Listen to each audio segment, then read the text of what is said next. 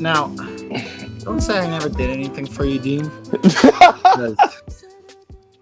I kicked the girl out this morning in the wee hours of mountain time to record this pod.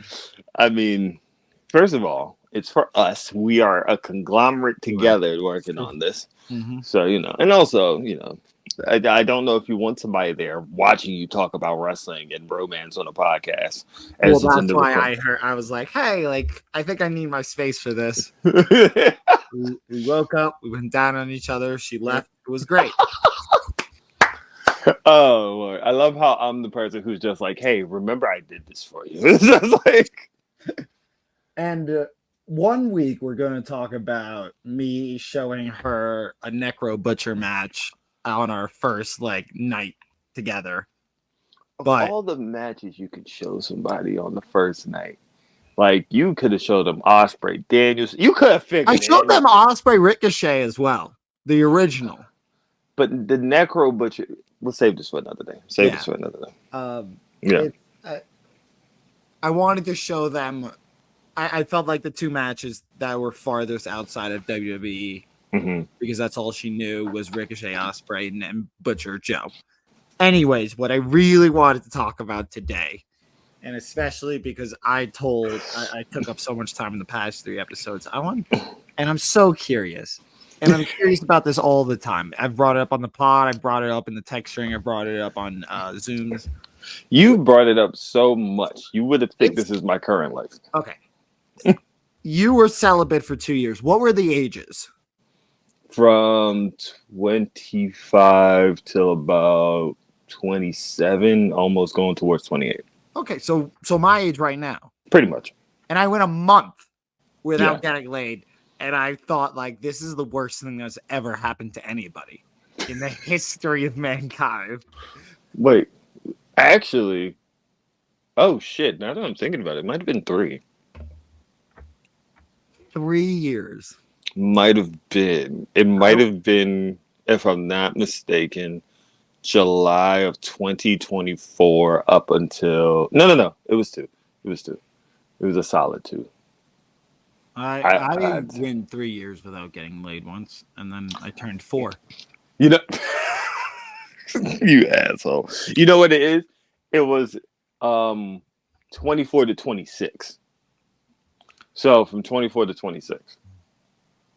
And that's such an interesting time, because I feel that's really a sexual peak time.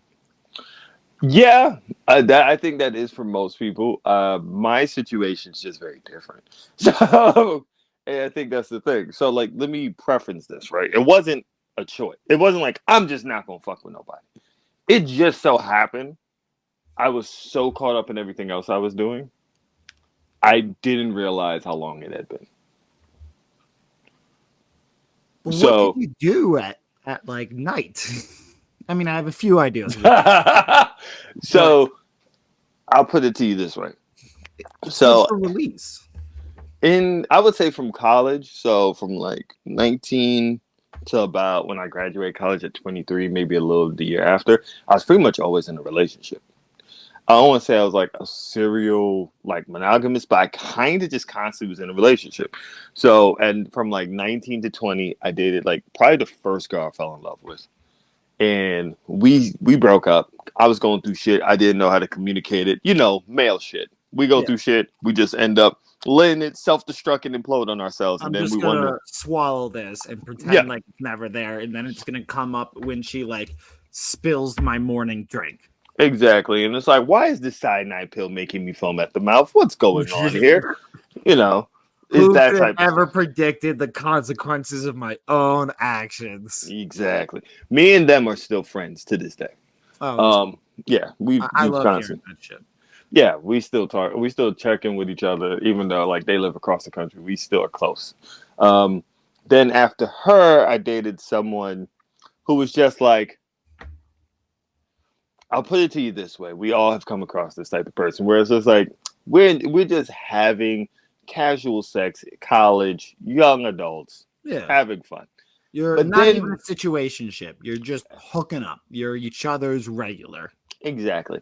But then they show you a level of freaky shit where you're not mentally capable of understanding that, and as a man, you just like that level of shit. So you just be like, you know what? Why not just be in a relationship? You, Just like you it'll be just block consistent. everything else out. Yeah, Like all other logic out. I think everybody has across done the that. spectrum of gender has found themselves in a relationship just for the sex. If you're at my age, you've done it. If you're Yeah. at my age, you've done it. So it was that. And that was pretty awesome for some time until it was just like, you know what? You're extremely problematic as a human being. I need to separate myself from you. It's such a shame that the best ones in bed so often are. There's a fucked up joke I was going to say, but you know what? I'm going to save that for when we're not Yeah, on the air. I'll say this. Shout out to my dad's friend, the governor, who said always went with the rocking chair theory of one day we're all going to be in the old age home and there's going to be one motherfucker sitting in the rocking chair slowly going back and forth with a smirk on their face, and all the nurses and all the doctors and all the other old fucks are going to look over, be like, what is so funny? What is that guy smiling about? Because you were the one who hooked up with the crazy chick. Oh, yeah. Listen, there's some times where you just look back and you be like, good times, good times. You just be like, good times. It's fun to delude yourself. Let me put it to you this way, and I'll put this in the most PG way possible. I remember there was one time she was like, you want to see something crazy I could do? I was like, sure. And she put her whole fist in her mouth. And I was just like, I don't think I like that. you don't think you like it until you can see what that can fully happen and do. And then you realize there's not many things that can't happen. Anyway, but then I realized how horrible of a human being she was. And then we had to separate after like 2 years of just pretty much just being around for fucking. And then I hooked up with, I ended up dating somebody else, but it was like, there was these short gaps. It was like maybe a year between the first and the second. And then there was like maybe 6 months between this one, which wasn't supposed to be a relationship. We were just hooking up and then it just. As these things often do. Yeah. And then I ended up in a situation where I lived in Brooklyn. I lived in Church Avenue. I was subletting an apartment or subletting a room in an apartment. Come to find out, the person I was subletting was not paying their rent.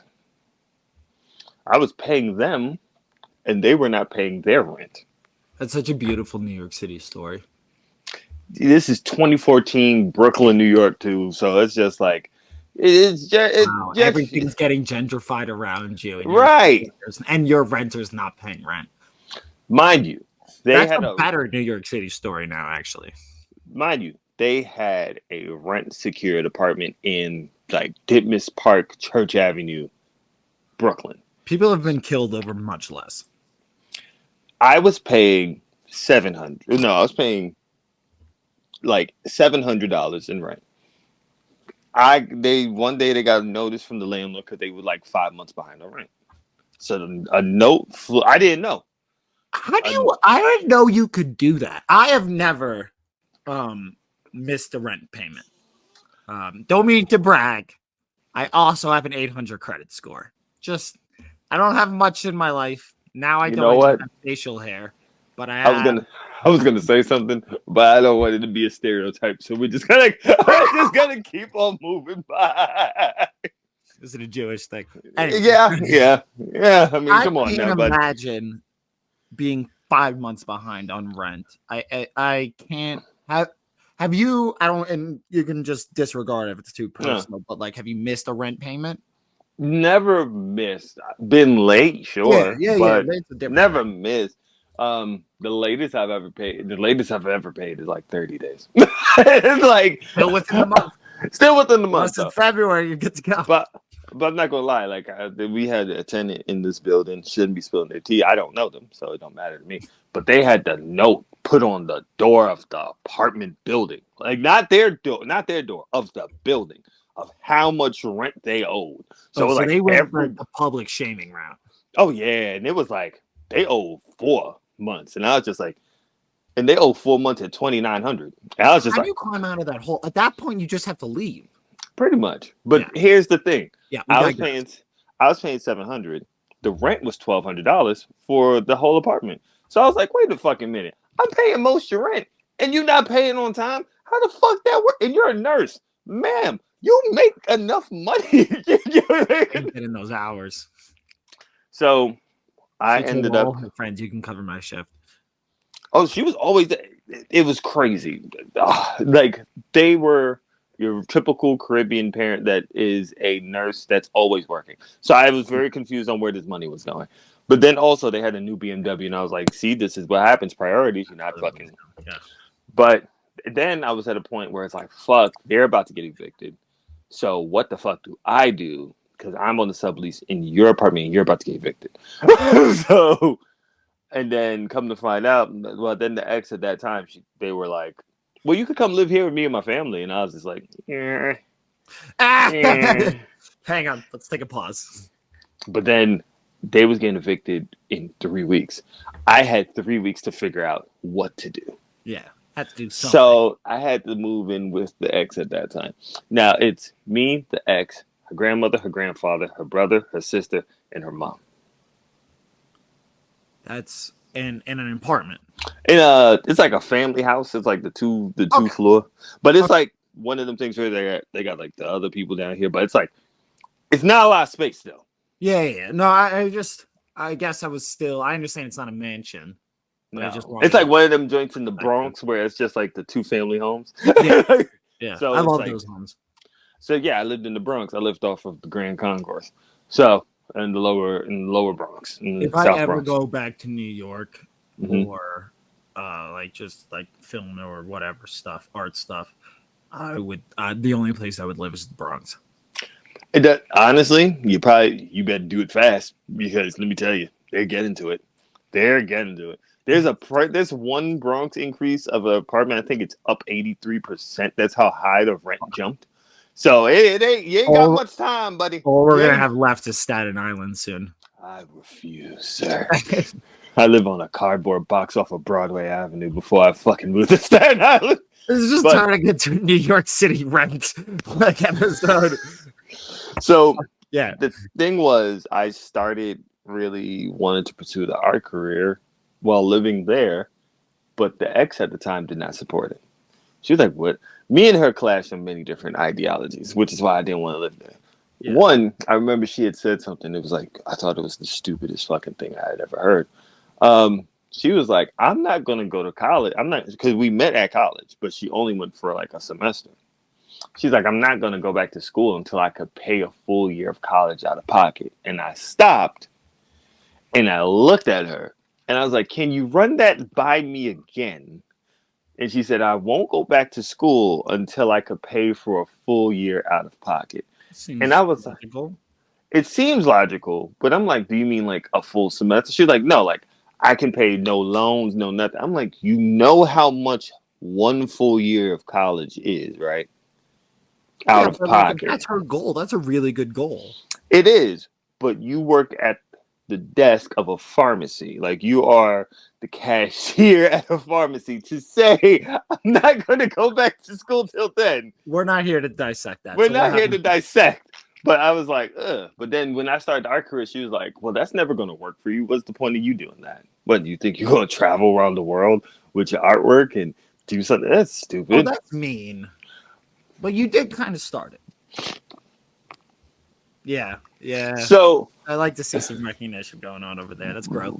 Well, I'll just cut to this point. We had the clash on it to a point. There was one time she went away on a vacation. I'll tell this story another day. She went away to see a friend in Philadelphia, and when she came back, I was gone, and we had never seen each other ever since. I will tell this story the next episode. Okay. Deal. There is a very sad part. Her little brother. No, bro, say less. Just get on. I'd say less because I want that whole story. So, so then I moved to my friend's house, and my friend was like, "Yeah, you can stay in the living room. The rent is this much, and you can focus on your art career." And that's what I did from August of 2014 till now. Like I make 10 years doing art in August, like late August, early September. Thank you. So the thing was, since I didn't go to school for art, and I really wanted to do this, I had to teach myself everything. Yeah. So that's what my nights became. Was teaching myself. So I had talked to like maybe one or two few, and I've had some talking situations, but also I became very more kind of stingy with my time. Like if it felt like we were playing a game, I'm not really gonna give you my time. Like I'm gonna be like, nah, I'm good. Yeah. And so when you moved into his place, was that when the celibacy period started? yes, unintentionally. Yeah, I get like it wasn't like a conscious choice. Nah, It was was just more. like It was consequences of a different conscious choice. It was the yeah. consequences of a conscious choice of I am pursuing this, and Mm-hmm. I need to work as well. So something gotta give. Yeah, she was like my sister, so she was just like, bro, you can stay in the living room. You could just chill. You just pay my dad his rent on time. It's the Just triangle. You Yeah. got love, love, work, hobbies. Right. And constantly fighting to find the balance. Right. So it was like for 2 years. When I tell you I was in there to learn, I was in there like just dedicated. I'd be up to like 2, 3 in the morning drawing a sketch and playing music, but I'm also like working on my craft. Yeah. But So then also you were split all over. I wouldn't even say hobbies, passion, vocation, whatever. And you were all the way over into the work and vocation corner. to the point I didn't play video games really. I didn't really go out on dates. I wasn't on any of these apps like that. You didn't even go on dates when you were during this period. No. I probably went on a date closer to the end with somebody, but it wasn't really like serious. It was like for like 2 years, it would just be solidly committed. Like I'd be out in the city networking, going to different shows, meeting different people. By the time I come home, I'm crashing because I was also working 2 jobs at some of these times. So I was working 1 or 2 jobs. I was constantly so on the go. I didn't even realize it. Okay, I got a question, and I think this is a lot of where my like hang up hinges on is for me, both as an like artist and a person. Every kiss, every makeout I have, like I feel like I grow a little bit. Yeah. And I get a little bit wider. Almost like selfishly, where I have this idea of like if I just keep making out, like I'm just gonna grow and grow and grow, and it's gonna make me a better person. That's really like one of the big reasons I love sex, because I find it to be an easy way to grow as a person, because you get to know somebody else in the most intimate way possible. Right. And I think it helps me learn about myself. And I think the experience of it is almost better than the feeling of it. Right. Anyways, as an artist, as a person, did you feel like you were losing out on that at all? No. Okay. I never had FOMO. Okay. So like the thing for me is I've always had this thing of like what's meant for me is gonna come to me. Yeah. So it was like I never went on dates. There was never really like me hitting or flirting on people. It was like I was just like I don't want to say I was like a Buddhist monk, but I was like so dedicated to art. Yeah. It became this thing of just like I legit like I was heavily into like I've always been a sports person, right? I love sports. Like that was my main love before it was art, was basketball. So when I remember as a kid, I was so dedicated to playing basketball. Even when it snowed, I'd still go outside. I'd end up like just shaving like a little. New York motherfuckers shoving off court, and I'd just make sure I have a little enough so I could practice my layups and my spins when I was a kid, or practice my shot. And it's like that's how crazy. But I get that fanatical and tunnel vision when I want to do something. Goal oriented. Exactly. So my thing was, I want to be one of the best artists ever. Now, I realize as I've gotten older, that's hella subjective, hella difficult, and not everybody's gonna agree on who's the best artist ever. Yeah. So I realized that it was just like, but I did get tunnel vision on the point like I want to get to a level where it's like I could create a career, but it's like I'd be buying and reading books and practicing my shading. I'll be up drawing all night. I'll be up painting all night. Like between now and 2014, I've probably done like 200-300 group shows. Like that's how often I was doing shows. Like I'd be doing shows like I go all the way up to the Bronx or all the way up to Harlem, come back to Brooklyn, go to sleep, go to work, maybe go to another show the day after, and I was all around the scene. So exactly. So I wasn't even thinking about it. I didn't feel like I was missing out on anything. And low key, in that time, I didn't feel like I was lovable. So it was like, so it was one of those things where it's just like, I don't need it. No one's really gonna love me. So so at no point during that stretch did you like pursue a girl?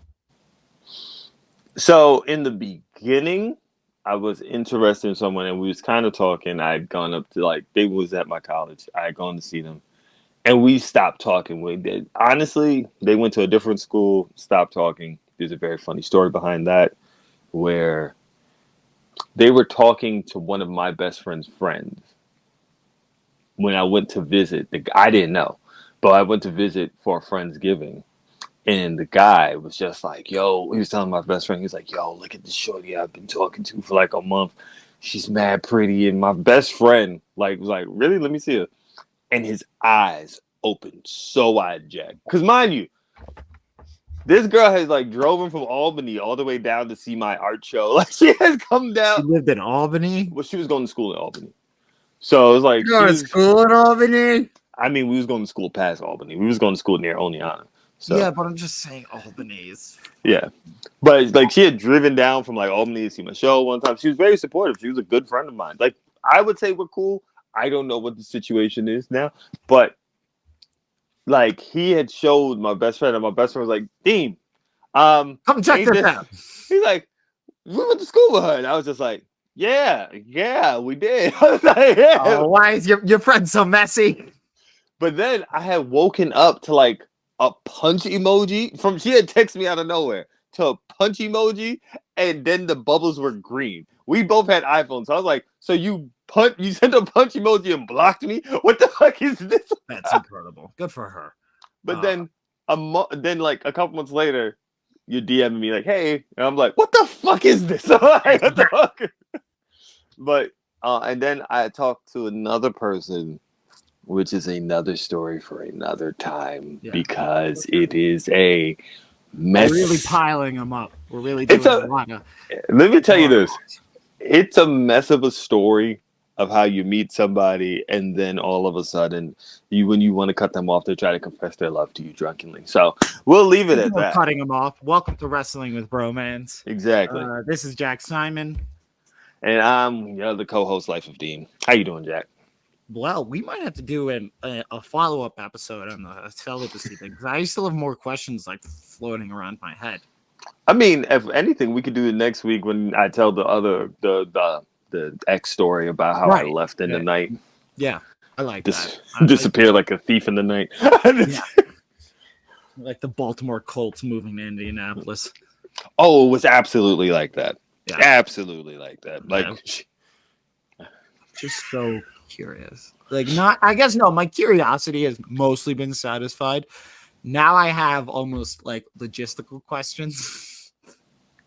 I'm very scared of what your logistical questions are, but were you hot as a teenager?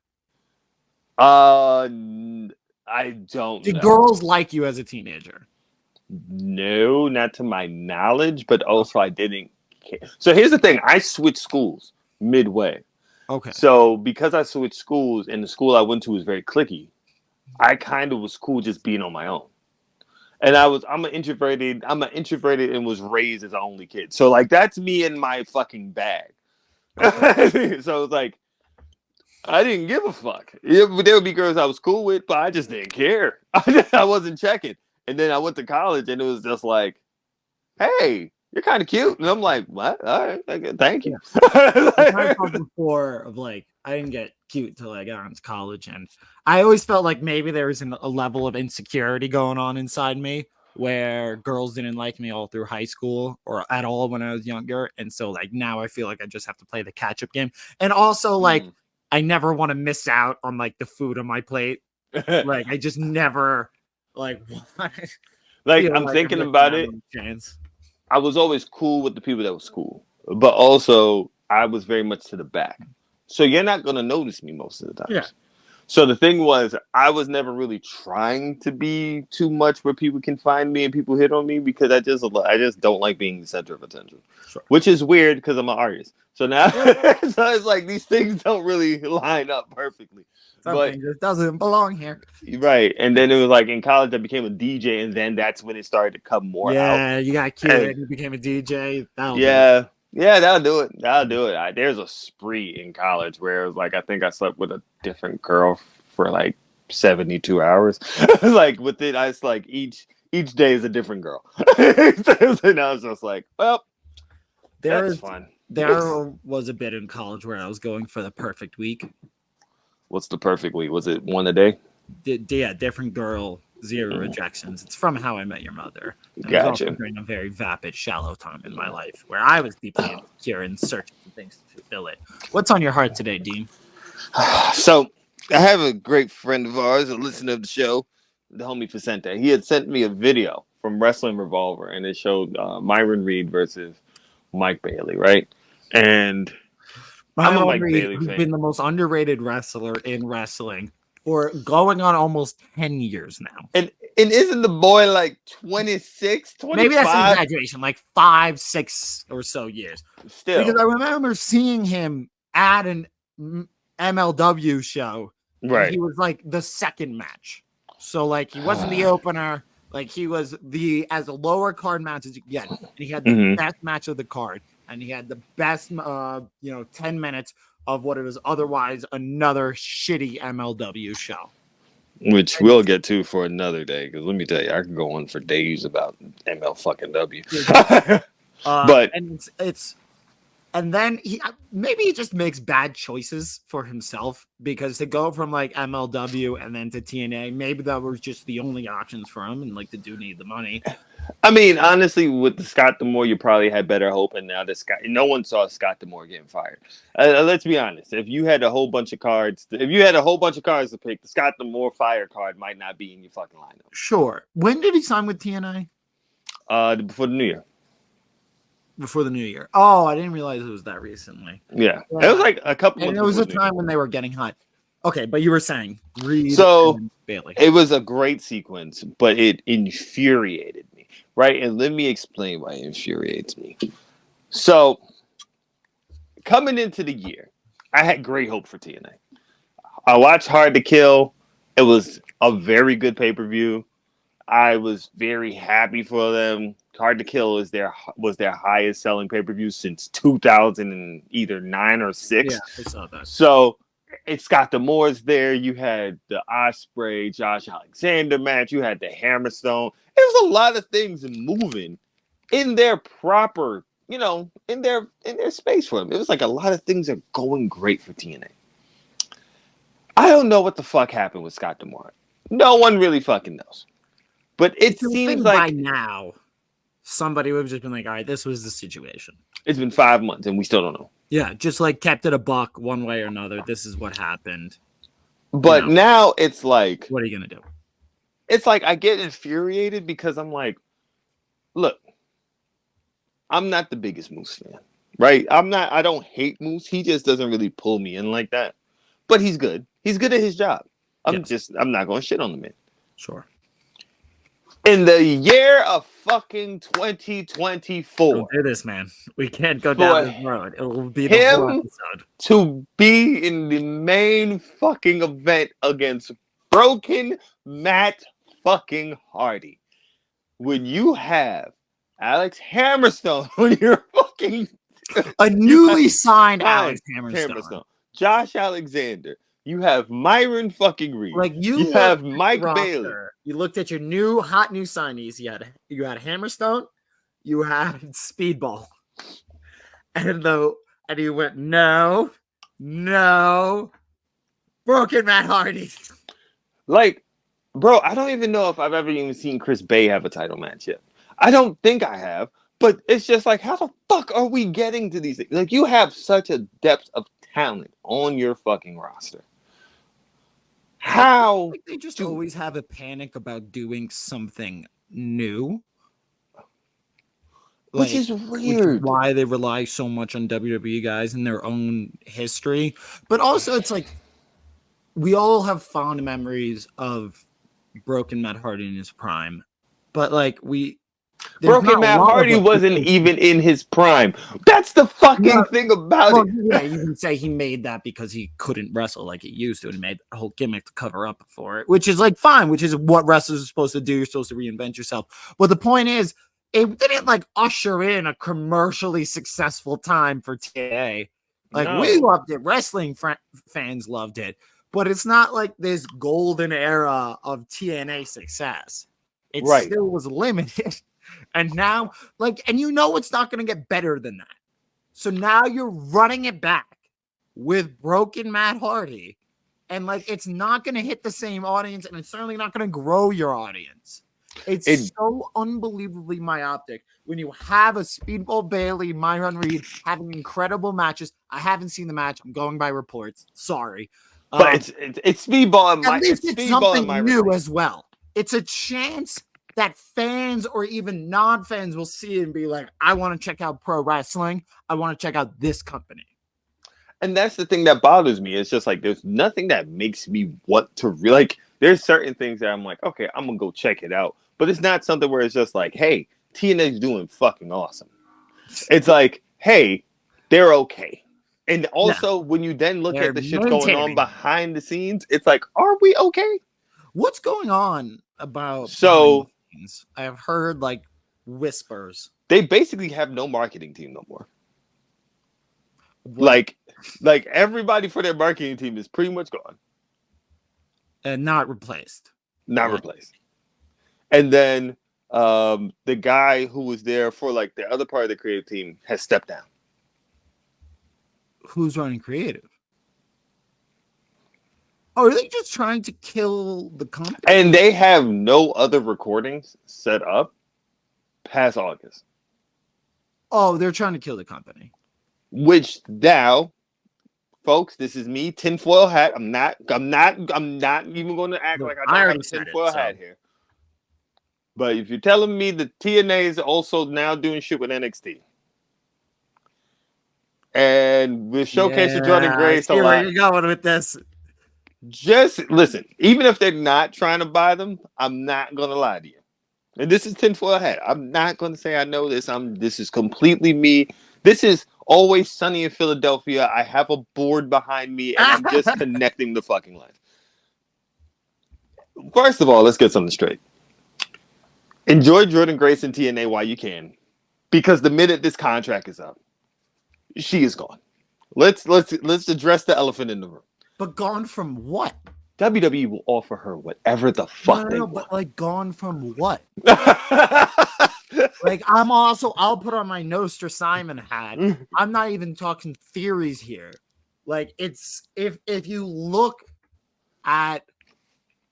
just look at what's going on, if you look at the little Easter eggs everywhere, you know, the tea leaves. Read the tea leaves. Right. Like it's like a weatherman looking at humidity, a humid front coming from one way and a cold front coming from another, and seeing that a snowstorm is going to happen. They have no tapings past August. They've announced that they're already talking to NXT in a business matter. NXT is testing out TNA stars and their reaction in NXT. Like they're gonna sell the company to WWE. And supposedly the issue they had with Scott D'Amore was that he wanted to buy the company from them. Which I don't, from a quick WWE standpoint, I don't know what you're gonna do with TNA. Oh, what you did with Revolver, what you did with all these things. You're just gonna fucking scrape the bones, put the library on the network, and just take the talent. Like, okay, now you have Josh Alexander, Hammerstone. You have all of these people now at your disposal again.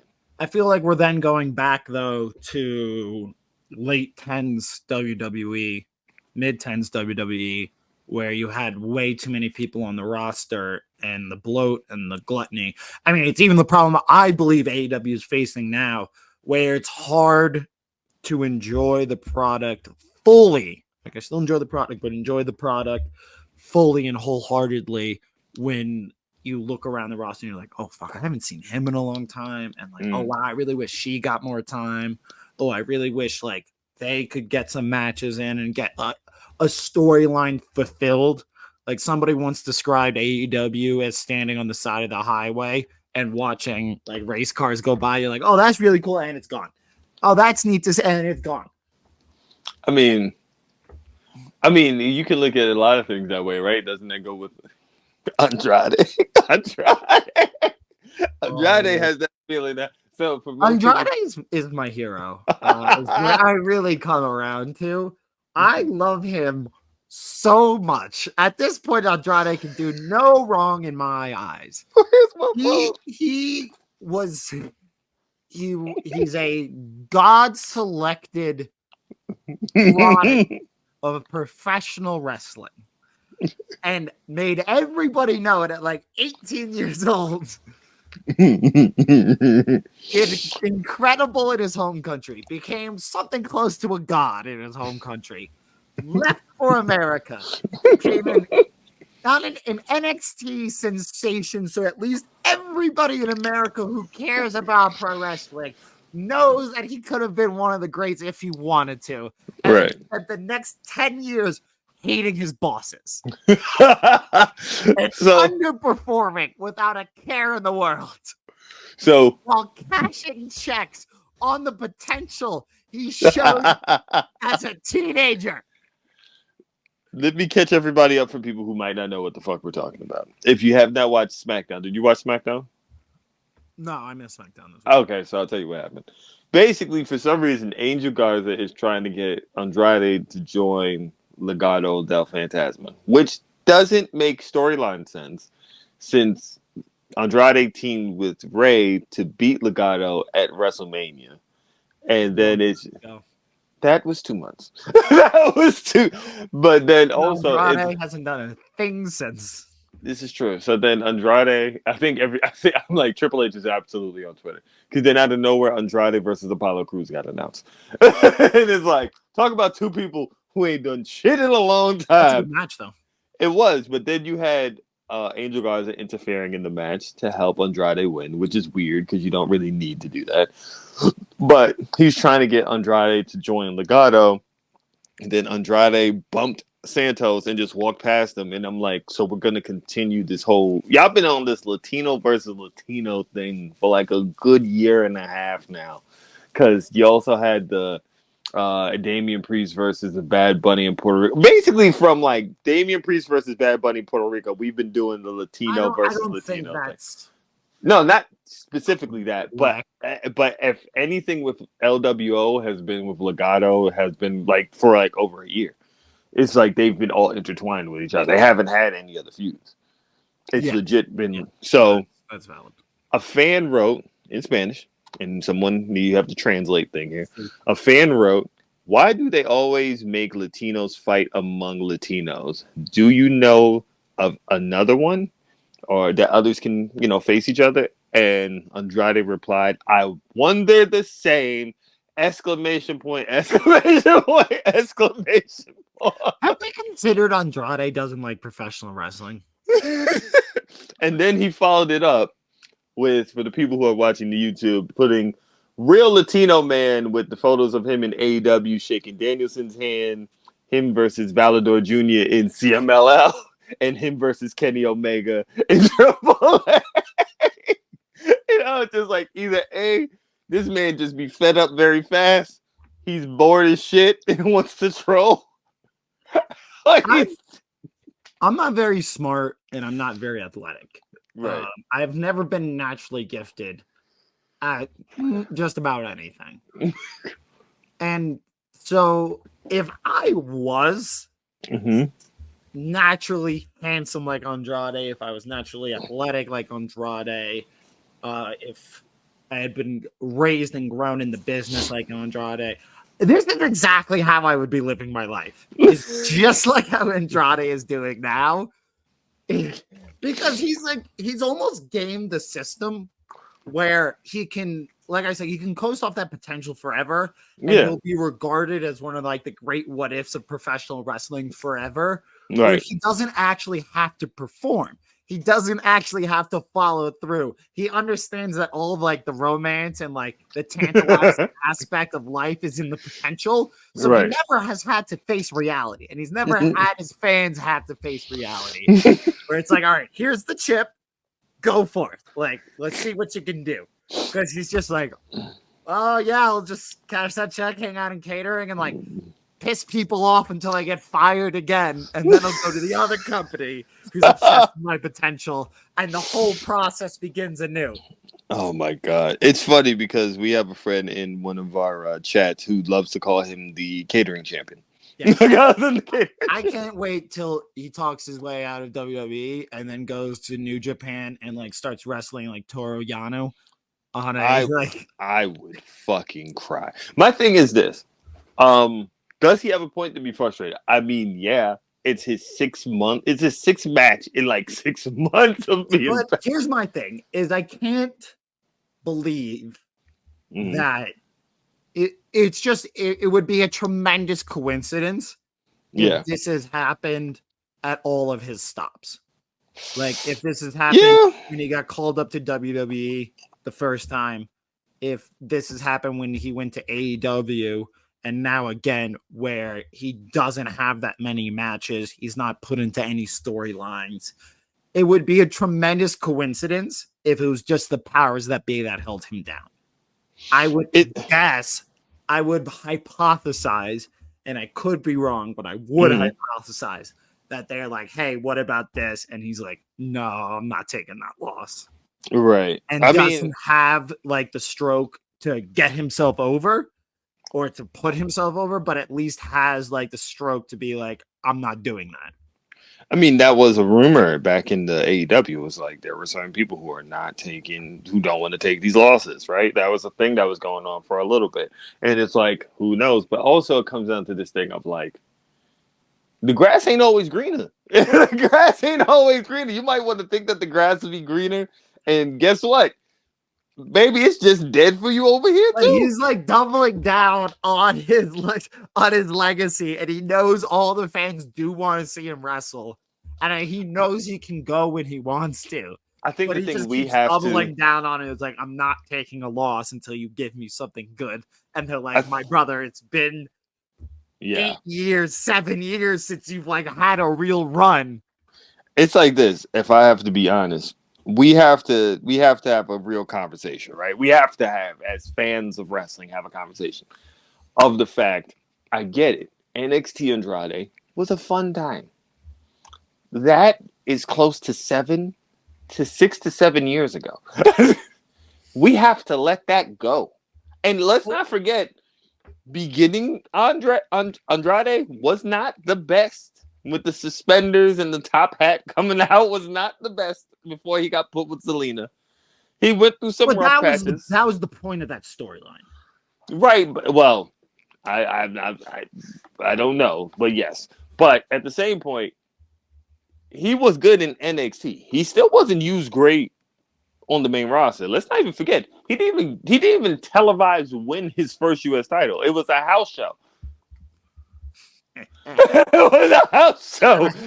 Like the man, and he requested his release from WWE last time. He wasn't fired. He requested to go because he was like, "You guys aren't doing shit with me." So it's like, you guys aren't doing shit with me, or you guys aren't doing what I want to do with me. He wasn't being booked. He wasn't on TV. But that's what I'm saying is like, this can't be a coincidence. But also like, lightning's not going to strike 3 times where one of the most talented wrestlers in the industry is just not getting booked. You say lightning won't strike. Bookers in 3 different regimes. I would say, and listen, outside of his last match with Miro, when he came back from injury with AEW, that was the best AEW had done with him. Like putting him in C2, him and Buddy Matthews ladder match. Like a lot of the stuff they was doing with Andrade, I was like, I wouldn't mind seeing Andrade stay in AEW because they had him really looking good. Him and Danielson, him and Brody King in the C2. No, I agree. Like he was I agree with you. So my thing was like, if he wants to get booked, I don't think him going to WWE right now as we're going into Mania season. I don't think he wants to get booked. But that's a different conversation. He likes wrestling. You think he's just over it? Andrade likes winning. Andrade likes money. Andrade knows the best way to make money and to like be adored is professional wrestling. Right. But he's not going to do the shit like he may, I don't know. He may have this idea in his head that he should just be plugged into the championship scene immediately. And that the fan base is that he's over like Rover and the fan base adores him, which is just not reality. He's not like he comes out, of course he gets some cheers, but it's not the crowd isn't getting to their feet when his music hits. Especially with this new music that's trash. And he may have some delusions that he is that star. And he's that star right now without having to be put into a storyline where, yeah, he takes a couple losses. He has the potential to be that star. And he has been that star before. But the issue is he's been that star not in WWE. Yes. I don't think he's ever been that star in WWE. Maybe if you want to give his NXT title match against Gargano. But even in NXT, he wasn't that star. There was a moment where he was, in my opinion, there was a moment in that NXT show where he was that star. But it was also when they were doing, pay-per-view every 3 months. See, but it's hard for me to and tell. In their own home building of Full Sail. Right. And it's also hard for me to tell because at the same time Andrade had that title run, you started Gargano versus Ciampa. So it was just like that. So it was just like the thing is he's never had that ability while being in like an American promotion to be that guy. Where you have to carry all of this right now. Yeah. So I think honestly, is there a chance? Yes. Do I see him doing that WWE? No. I hate to say this to people. I'm like, do you really think WWE is going to put let's be real here. Your champions more than likely coming out of SummerSlam is Gunther and Cody. But where is Andrade fitting? Where is Andrade? Sorry, no, you're good. Someone FaceTime me. But I think that's what frustrates people the most is that they know he could be. Yeah, but also let's not act like some of these places you're gonna go. It's like, bro, you also gotta take some losses to get there. And if you ain't trying to take some losses to get there, buddy, guess what's gonna happen? I tell people this all the time. It's got to be some delusion going on. I tell people this all the time. If you think about the last 2 years from Swerve, there's not just a coincidence that Swerve made it past a lot of these people that was there before him to the championship. The man was a team fucking player. Yes. You have to be a team fucking player. And he used those losses and it kept evolving. It kept evolving his character and it kept becoming a better wrestler. And when you saw his moment with Hangman, when he got put with Hangman and did the whole promo of "I'm coming for your spot," he followed through on it, and that's when the fans got behind him. If we remember, he came in and he was with Keith Lee, and he was the second person in that tag team. They still haven't gotten their payoff match to their feud. Every time they book him, somebody get hurt, and it's usually Keith. And it's just like, damn, this is. But he was like supposed to be the one who was going to take that loss. Like if you read the tea leaves, that's where it was going. But then he kept going. He kept going. He took the losses, but he kept going. He kept having great matches. And when he got put into a weird faction with Trench, who I think about every day, and what is he up to now? Trench and Parker Bordeaux. Bordeaux, you had it right. Yeah. He made it work with two wrestlers who had no business making that work with. Kept going. Trench got hurt. Parker turned out to be awful. He rolled himself into the Mogul Embassy, combined with them in the Gates of Agony. Made that work. Had great matches. Got his moment with a top tier A+ AEW star and hit it out of the park with their promos and their matches. Grand slam the bitch. A star. That's how you become a champion. Grand slam the bitch. Show up and coast off of your success of 15 years ago, 10 years ago, 5 years ago. You will have to be I don't even call it being a team player.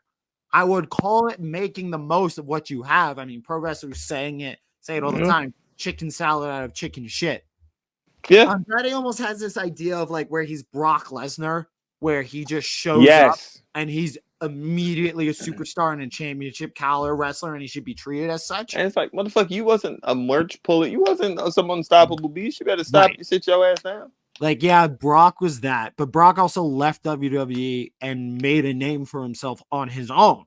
It's not like he Exactly. left WWE and then floundered, or he just disappeared and did fuck all and came back and like got these big reactions. He left, did football, almost made the team despite not playing football since high school, and then joined UFC and became a world champion, and then came back, and that's why he was cheered and treated as a champion right away. I got it. You know what make Andrade happy? Being a free agent. If he had the ability to freely roam and become this top person in all these other places, like he can get the AAA belt, he can get the CML belt. Well, he can't get the CML belt. He has the AAA belt. But if he can, like, yeah, for sure, bro. No, he's gonna bring Andrade's gonna bring CMLL and Triple A together. It sounded great in here, and then I said it, and I was just like, "Sir, no, those are Crimson Bloods." That's a Mexican Crimson Bloods. But no, like he could be in a New Japan. He could do all these other. I think honestly, what would have made him the best, he probably would have been happy the most, is you get paid high to get booked in. If he did something like a Mustafa Ali, like an Ali we trust, where Ali can go get booked in all these other places with the belt, and he's having these banger matches where he's this main event, I think that would have made him the happiest. But Ali also put in the work, like on his own, and made his own videos and marketed it himself. I mean, there's that. I mean, there's that. One thing Andrade wants to do. Yeah, I think that sounds great to him, where he just leaves and becomes a free agent and wins the AAA belt, goes on the indies, wins a couple belts around there. Yeah. I mean, the indie scene, though, is so quiet. It's like, what belt is he going to win? He's going to win the GCW World Championship belt? No, I mean... What's the next biggest indie? Right. Would it be Deadlock Pro Wrestling? Maybe. Would it be Revolver? You really see him going to Beyond? I mean, if it makes the motherfucker happy at this point, it's like... I don't think he's going to make the motherfucker happy. Goes to then. New Japan, wins one of their 15 belts. All right. Then at this point, I don't know what makes the man happy. Just go live under Charlotte. Okay? Just like go hug up on Charlotte's one leg. And just cash those checks. And I would get it. Like, I don't understand why he's not. He knows who he is. He knows what he's doing. And this is why Sammy's a little delusional. No. What? You said he knows what he is. Nope. Some people might see themselves. Listen, sometimes it's hard to accept. If he did, and he wasn't a little delulu, he could live a happy life of just like popping up here and there, being an upper mid-tier guy in WWE and catch those checks and eat catering, but to like then go online and like complain, it's like, okay, there's something here you haven't reconciled with yet. And I'm not saying he does. He could just be trolling, but also, think of this. I feel like Kendrick Lamar is innocuous. Trolling though happens in a vacuum. Yeah. When you're doing it in regards to your job, you're not trolling. You're being a dickhead. I feel like Kendrick Lamar. Let's get him some ayahuasca, strip the ego from the bottom. Get some ayahuasca, strip the ego. Oh man. NXT though. We'll and TNA. This all rolls into my discussion question for the week. Okay. And this is even something we touched on a couple weeks ago. Rolling into our discussion topic for the day, it all flows in nicely. What do you think pro wrestling looks like in 2024? Had NXT Triple H's Big Papa Paul's NXT imperialism plan been paid through, been worked out, where they're able to purchase Noah and they get NXT Japan, where they have NXT India because their school worked out there. Right. NXT UK is successful, and then they roll into an NXT Austria or whatever it was going to be. And now then they go to Mexico and get NXT Mexico going. Now it's honestly USA, Japan, Mexico, Austria. What was the other? Mexico, US, Japan, Austria, India. UK, India. There's 6 NXTs in the world. I would say wrestling I think wrestling would be kind of dead. I think that would be the issue because it kind of would also be kind of what we just said about TNA, about how that would turn into WWE early 2000s or early 2010s, where it's like the roster is just too fucking bloated. Because here's the thing.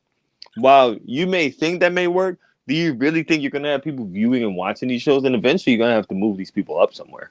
So it's like, are they just going to be in that same bubble? Because you don't have enough spaces on regular TV to fit and make this all work. But I think the vision was you have all of these brands because let's remember Triple H has changed his tone the past few years after that Wednesday Night Wars didn't pan out the way he wanted to. Yeah. Remember going into it, he was very much we're the third brand. Yes. Raw, SmackDown, NXT, we're all on the same level. He's talking after pay-per-views. I don't know how you could call us developmental brand after this. Now he's speaking a much different language. Oh yeah, now it's officially developmental. Yeah, he like retconned himself. So you mean if it was still Carney? Of course, you mean if it was still. But here's the issue: it would still be. Sorry, you go. Excuse me. It would still be like. It would be a monopoly. Yes. But it would be a monopoly that would fuck up wrestling. Oh yeah. Like wrestling as a whole would be fucked up. Everything I'm gonna say should be recognized as I don't think this is good. I don't think imperialism is bad. No, especially if wrestling. Oh me woke bay. I think you shouldn't have monopolies. Right. But I think the idea is that all of these brands, NXT Mexico, NXT India, Japan, all of them are able to exist as their own entity. Like they have their own announced team, they have their own booker, they have their own production, and it's just really revenue that feeds WWE. And then maybe at WrestleMania, like everybody gets in there. And that's really the only time where all the brands are under one building or even like considered as part of WWE. But that's like McDonald's having, like, if you go to McDonald's in Japan, they got teriyaki burger. Like, it's just, it's the same thing. But exactly the issue is in wrestling, you don't really have another thing like that. So now you fucking up the ecosystem. Like you're drastically altering like the system. Because here becomes the next thing. It's not like they're gonna all just wrestle like their native styles. Like you're gonna keep strong. Like no, a lot of that shit's gonna become WWE hybrid. I think it would have become like NXT. Like it would have been Lucha Libre filtered through WWE style. It would have been that's nuts. Japan strong style filtered through WWE style. And honestly, that's like one of the worst outcomes that could happen for wrestling. Yeah, I think it would be. I don't know what people see as like, oh my God, this is the worst thing to happen in wrestling. But I think that would have been like top 3, if not the number 1 worst thing that could have happened in wrestling. Yeah. Like I remember, and mind you, I think this is when they first talked about that. Was that before AEW or was that like early? It was before, which I was going to say, I don't think AEW exists. Like I think UK becomes a success and they're able to purchase Noah. If that second domino falls, or third domino, I guess it would be, of UK succeeding, and then they purchase Noah and form NXT Japan, I don't think AEW exists. I think eventually you would probably kill New Japan.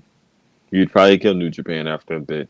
Because then you're not getting your shooters, you're not getting your arenas, you're not getting a lot of these people, because also financially you can't compete with a $1 billion corporation who can pay people more money than you can. And then they can be like, hey, you can stay within our system and we can move you to India, we can move you to this place, we can move you to that place. Like it's just like they were like, you want to learn a new style? We'll just bring you over to this NXT. And we'll keep you with this pay, and then guess what? You can stay with your family. And you can still get this pay that you won't be able to get there because we have this type of money that you guys can't get. And then it would fuck up a lot of things, I think. Honestly. I think New Japan still would have existed. I think their brand is too well established and too strong. It would exist, but would it look like? Would it end up? What would it look like? It definitely. I still think they're doing Tokyo Dome shows. They would, but I think they would look worse than they look now. I think New Japan would have been able to exist simultaneously and still done close to the same business that they're doing now. Yeah. And I think, they were trying to reestablish. The idea was we're going to bring the territory system back, but we're going to make every country territories. So and that's the idea of moving people back and forth and having them learn all through the different styles through WWE. And then they pick the best of the best of the best that come to WWE and wrestle NXT US, Japan, SmackDown, Raw. I remember watching that thing after I said, this sounds like the map from a dictator when they're talking that about picture is was terrifying. I remember seeing that. I was just like, and I was a person who loved NXT. And I remember seeing that photo like, this is the worst thing I think I've ever seen. I didn't think it was real. I remember when I first saw that picture, I thought it was photoshopped of kind of like a joke on WWE. It's like, look at them. They're going to conquer the world. Like, I thought it was a meme. No. I thought it was a meme for a good period. And then I realized because it was attached to an article, like I think it was attached to a fucking Forbes.com article. Yeah. Because that's what they had talked about it. This is legit. This is legit their plan. And they legit want to they legit want to have power and wrestling in their form in every part of the globe. They had an NXT Australia, I think, was also on that map. Yep. I'm pulling that shit up right now. You do some talking. No, it's honestly, when you think back about it, and I think it was the fact that NXT was becoming so popular as that other brand that they was just like, oh, we could do this everywhere. And I was just like, no, you can't, because you're going to fuck up the wrestling world. Like, you would literally, and then when you look at just what NXT UK did to the European scene, and it failed, and it did cataclysmic. I can't even say the word right. But it did a lot of damage to that UK scene that was thriving. Even now he's struggling with it. Like, even now the indies are struggling. Who's the big indie star right now? In the UK? Oh, fucking know. In the US, in the world. It's Damn. Like the indies there's not enough room for stars to grow in the indies right now. Because as soon as somebody pops off, they're scooped up because there's the AEW, WWE, even TNA doesn't want their competitors to have them. I mean, think about it. TNA just signed that fucking 18-year-old. Oh, Leon Slater. And they signed him at 18 because I bet the other guys didn't want to sign him because they were 18. They're like, oh, fuck, let's get there now then. Well, I ain't going to say that because they signed Nick Wayne at 18. They signed Nick Wayne and Billy Starks.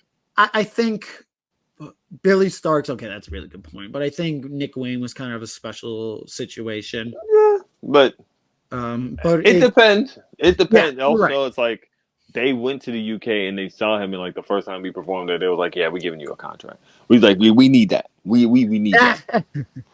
We can't let you get out of here.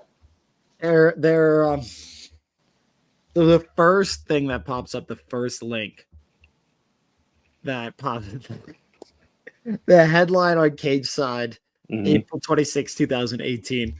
Triple H lays out WWE's plan for global domination. We mean localization.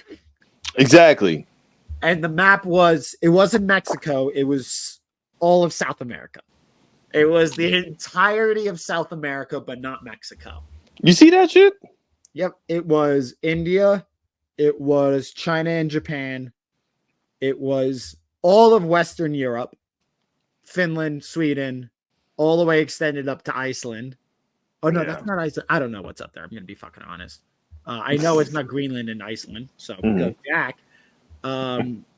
It's India, China, and then it's what's just northeast of Africa, because they have that as like a totally different thing. Northeast of Africa? Oh, it's the Middle East. Saudi Arabia. So they have the Saudi Arabia, the Middle East as one. They have China and Japan and Asia as one. India is one. The subcontinent. Wow. South America is one. And then they have Western Europe as one. Pretty much everything but Russia and Pretty much. Australia and Africa are included here. Which maybe if honestly, soft ground pro wrestling had popped up then, it would have been on the map. quick shout out to Will Ospreay. Because he said that they are confirmed. They just need to confirm a date, but he's confirmed to go to soft ground wrestling with possibly the international title. You'll love this. But look at that, like look at that map, and then think about what the wrestling would look like. It sounds fucking nuts. Like they really wanted to control the world of wrestling, but I think honestly, we're for the better of it. And I think it's just best that we just honestly, I'm happy it never happened. But in my worst nightmare, if AEW and TNA just fold in on each other, it's just like, oh, we are going back to that dark picture. We're going back to that very dark picture. Obviously, pro wrestling would have never been the same. No, but I mean that was their whole point. Was like we're going to change pro wrestling forever. For non-WWE, I would even say for WWE fans, it would have been an issue. And I think, to put it succinctly, if the imperialistic plan works out, we are looking at a homogenized version of professional wrestling that is without flavor, without excitement, and without the making your bones on the indie scene that we see too much of today, even. Where you go, you learn, you travel around, you drive around, you build character, not just as a wrestler, but as a person. Yep. You get scraped, you get knocked down, you get back up, and you produce the best, not only wrestlers, but people, which is what leads professional wrestling and brands and companies and into a better future where it has more mainstream appeal, but just a better product. Yeah. And honestly, what it just sounded like was that they just wanted the Christopher Columbus the bitch. Oh my god! I mean, they just spit energy drink at me. And on that note, folks, Jack, tell them where they can find you. Jack Doc Simon, Twitter and Instagram. JackSimonMakes.com for all my artistic endeavors. I'm not gonna lie, I timed that out perfectly. You can find me everything Life Kadeem. And you can follow us at Wrestling with Wromance. That's on Instagram, Wromance Pod on Twitter. We'll holler. We'll see you guys next week. Deuces. Deuces.